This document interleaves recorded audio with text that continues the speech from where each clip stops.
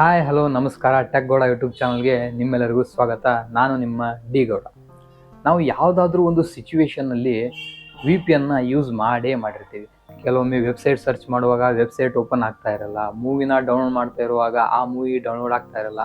ಅಂಥ ಸಮಯದಲ್ಲಿ ನಾವು ಪ್ಲೇಸ್ಟೋರ್ಗೆ ಹೋಗಿ ಈ ವಿ ಪಿ ಎನ್ ಆ್ಯಪ್ನ ಯೂಸ್ ಮಾಡಿರ್ತೀವಿ. ಸೊ ಏನಿದು ವಿ ಪಿ ಎನ್, ಇದನ್ನು ಯಾಕೆ ಯೂಸ್ ಮಾಡ್ತಾರೆ, ಅದರ ಒಂದು ಫೀಚರ್ಸ್ ಏನು, ಅದರಿಂದ ನಾವು ನಮ್ಮನ್ನು ಹೇಗೆ ಪ್ರೊಟೆಕ್ಟ್ ಮಾಡ್ಕೋಬೋದು ಅನ್ನೋದನ್ನು ಈ ವಿಡಿಯೋದಲ್ಲಿ ನಾವು ತಿಳ್ಕೊಳ್ಳೋಣ. ನೀವೆಲ್ಲ ಯೂಸ್ ಮಾಡುವಂಥ ನಾರ್ಮಲ್ ಇಂಟರ್ನೆಟ್ಗೆ ನಾವು ಪಬ್ಲಿಕ್ ನೆಟ್ವರ್ಕ್ ಅಂತ ಕರಿತೀವಿ. ಫಾರ್ ಎಕ್ಸಾಂಪಲ್, ನಾವು ಗೂಗಲಲ್ಲಿ ಹೋಗ್ತೀವಿ, ಯಾವುದೋ ಒಂದು ವೆಬ್ಸೈಟ್ನ ಸರ್ಚ್ ಮಾಡ್ತೀವಿ, ಅವಾಗ ಅದು ನಮಗೆ ಈಸಿಯಾಗಿ ಸಿಗುತ್ತೆ. ಇಲ್ಲಿ ಇದನ್ನು ನಾವು ಏನಂತ ಕರಿತೀವಿ ಅಂದರೆ ಪಬ್ಲಿಕ್ ನೆಟ್ವರ್ಕ್ ಅಂತ ಕರಿತೀವಿ. ಅದೇ ವಿ ಪಿ ಎನ್ ಅಂದರೆ ವರ್ಚುವಲ್ ಪ್ರೈವೇಟ್ ನೆಟ್ವರ್ಕ್. ಅಂದರೆ ಯೂಸರ್ ಮತ್ತು ಆ ಸರ್ವರ್ ಮಧ್ಯೆ ಒಂದು ಮೀಡಿಯೇಟರ್ ಆಗಿ ಈ ಒಂದು ವಿ ಪಿ ಎನ್ ಕೆಲಸ ಮಾಡುತ್ತೆ. ಅದಕ್ಕೆ ನಾವು ಇದಕ್ಕೆ ವರ್ಚುವಲ್ ಪ್ರೈವೇಟ್ ನೆಟ್ವರ್ಕ್ ಅಂತ ಕರಿತೀವಿ. ನೀವು ಯೂಸ್ ಮಾಡುವಂತಹ ನಾರ್ಮಲ್ ಇಂಟರ್ನೆಟ್ ಅಂದರೆ ಪಬ್ಲಿಕ್ ಇಂಟರ್ನೆಟ್ ಅಂತ ಕರಿತೀವಿ. ಈಗ ಫಾರ್ ಎಕ್ಸಾಂಪಲ್, ನಾವು ಒಂದು ಯೂಟ್ಯೂಬ್ನ ಓಪನ್ ಮಾಡ್ತೀವಿ, ಯಾವುದೇ ಒಂದು ವಿಡಿಯೋನ ಸರ್ಚ್ ಮಾಡ್ತೀವಿ ಅಂದ್ಕೊಳ್ಳಿ. ಆವಾಗ ಏನಾಗುತ್ತೆ ಅಂದರೆ ನಮ್ಮ ಮೊಬೈಲಿಂದ ರಿಕ್ವೆಸ್ಟು ಯೂಟ್ಯೂಬ್ ಸರ್ವರ್ಗೆ ಹೋಗುತ್ತೆ.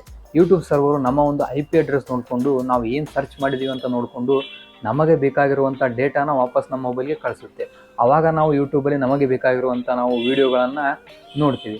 ಅದೇ ಈ virtual private network V P N ಅನ್ನೋದು ಏನು ಮಾಡುತ್ತೆ ಅಂದರೆ ಯೂಸರ್ ಮತ್ತು ಆ ಒಂದು ಸರ್ವರ್ ಮಧ್ಯೆ ಒಂದು ಟನಲ್ನ ಕ್ರಿಯೇಟ್ ಮಾಡುತ್ತೆ, ಫುಲ್ ಎನ್ಕ್ರಿಪ್ಟೆಡ್ ಆಗಿರುವಂತಹ ಟನಲ್. ಈಗ ಅದೇ ಯೂಸರ್ ಏನಾದರೂ ಯಾವುದಾದ್ರೂ ಒಂದು ವೀಡಿಯೋನ ಸರ್ಚ್ ಮಾಡಿದಾಗ ಏನಾಗುತ್ತೆ ಅಂದರೆ ಡೈರೆಕ್ಟ್ ರಿಕ್ವೆಸ್ಟು ಆ ಒಂದು ಯೂಟ್ಯೂಬ್ ಸರ್ವರ್ಗೆ ಹೋಗಲ್ಲ. ಅದು ಏನಾಗುತ್ತೆ ಅಂದರೆ ಫಸ್ಟ್ ಹೋಗೋದು ವಿ ಪಿ ಎನ್ ಸರ್ವರ್ಗೆ. ಆ ವಿ ಪಿ ಎನ್ ಸರ್ವರ್ ಏನು ಮಾಡುತ್ತೆ ಅಂದರೆ ನಮ್ಮ ಒಂದು ಡಿವೈಸ್ನ IP ಅಡ್ರೆಸ್ನ ಚೇಂಜ್ ಮಾಡಿ ತನ್ನ ಹತ್ರ ಇರುವಂತಹ IP ಅಡ್ರೆಸ್ನ ಹಾಕಿ ಅದು ಯೂಟ್ಯೂಬ್ಗೆ ಕಳಿಸುತ್ತೆ. ಈಗ ಆ ಯೂಟ್ಯೂಬ್ ಸರ್ವರ್ಗೆ ನಾವೇ ಸರ್ಚ್ ಮಾಡ್ತಿದ್ದೀವಿ ಅಂತ ಗೊತ್ತಾಗಲ್ಲ, ಯಾಕಂದರೆ ನಮ್ಮ IP ಅಡ್ರೆಸ್ಸಲ್ಲಿ ಚೇಂಜ್ ಆಗಿದೆ. ಈಗ ಅದು ನಮಗೆ ಬೇಕಾಗಿರುವಂತಹ ಡೇಟಾನ ವಾಪಸ್ಸು ನಮ್ಮ ವಿ ಪಿ ಎನ್ ಸರ್ವರ್ಗೆ ಕಳಿಸುತ್ತೆ. ಈ ವಿ ಪಿ ಎನ್ ಯೂಟ್ಯೂಬಿಂದ ಬಂದಿರುವಂತಹ ಡೇಟಾನ ನಮಗೆ ಟ್ರಾನ್ಸ್ಫರ್ ಮಾಡುತ್ತೆ. ಇವಾಗ ನಾವು ನಮ್ಮ ಐಡೆಂಟಿಟಿ ರಿವೀಲ್ ಮಾಡ್ದೇನೆ ಯೂಟ್ಯೂಬಲ್ಲಿ ನಮಗೆ ಬೇಕಾಗಿರುವಂತಹ ವೀಡಿಯೋಸ್ಗಳನ್ನು ನಾವು ನೋಡಬಹುದು.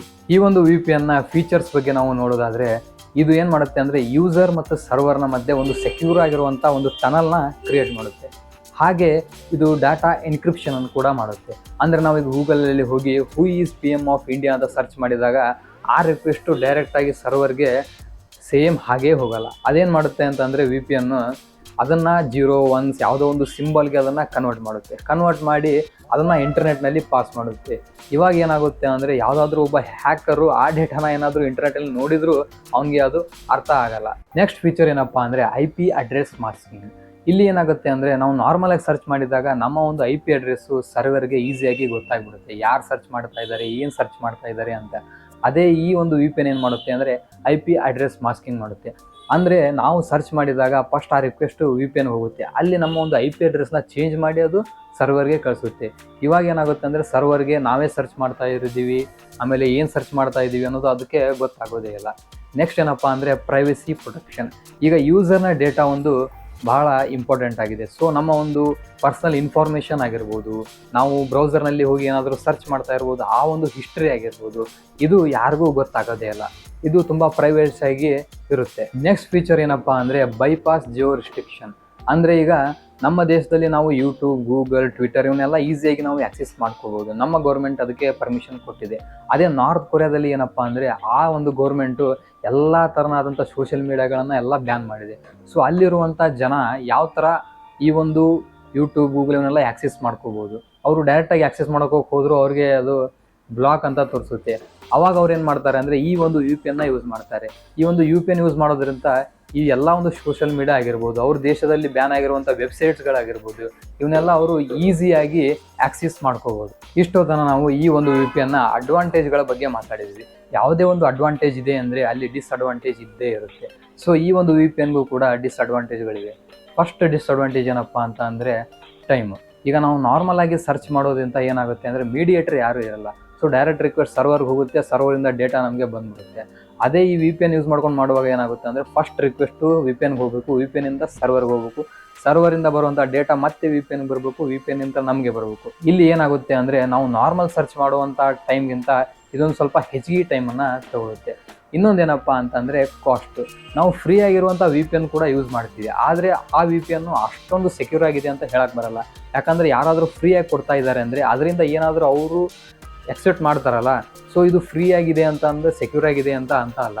ಅದೇ ನಾವು ಒಂದು ಪ್ರೀಮಿಯಂ ಆಗಿರುವಂತಹ ನಾವು ದುಡ್ಡು ಕೊಟ್ಟು ವಿ ಪಿ ಎನ್ ಪರ್ಚೇಸ್ ಮಾಡ್ತೀವಿ, ಆ ಒಂದು ವಿ ಪಿ ಎನ್ ಸೆಕ್ಯೂರ್ ಆಗಿದೆ ಅಂತ ನಾವು ಹೇಳ್ಬೋದು.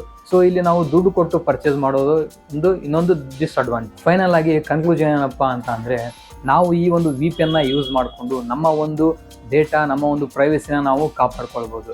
ಇನ್ನೊಂದೇನಪ್ಪ ಅಂತ ಅಂದರೆ, ನಮ್ಮ ದೇಶದಲ್ಲಿ ಬೇರೆ ದೇಶದ ಒಂದು ಸೋಷಿಯಲ್ ಮೀಡಿಯಾ ಆಗಿರ್ಬೋದು, ಒಂದು ವೆಬ್ಸೈಟ್ ಆಗಿರ್ಬೋದು, ಏನಾದರೂ ನಮ್ಮ ದೇಶದಲ್ಲಿ ಬ್ಲಾಕ್ ಮಾಡಿದರೆ ನಾವು ಅದನ್ನು ಈ ಒಂದು ವಿ ಪಿ ಎನ್ ಯೂಸ್ ಮಾಡಿಕೊಂಡು ಈಸಿಯಾಗಿ ಆಕ್ಸೆಸ್ ಮಾಡ್ಕೋಬೋದು.